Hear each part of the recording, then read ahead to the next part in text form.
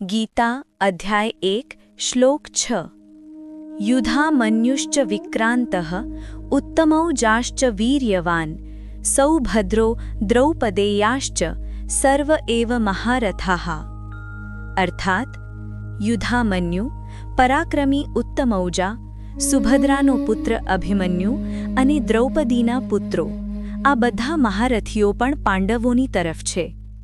ચાલો વાતને થોડી વિસ્તારમાં સમજીએ. હવે દુર્યોધન થોડું વધુ ઊંડે જાય છે. તે કહે છે, સૌભદ્ર એટલે અભિમન્યુ, હજુ યુવાન પણ અદ્ભુત શૂરવીર, અને દ્રૌપદેયા, દ્રૌપદીના 5 પુત્રો.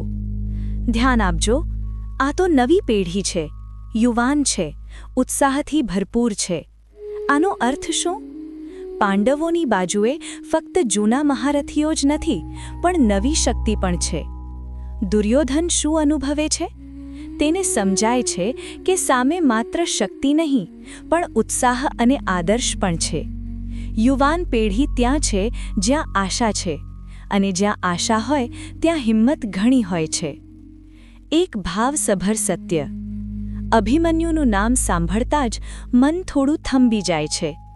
એ બાળક જે આગળ જઈને ચક્રવ્યૂહમાં શહીદ થશે.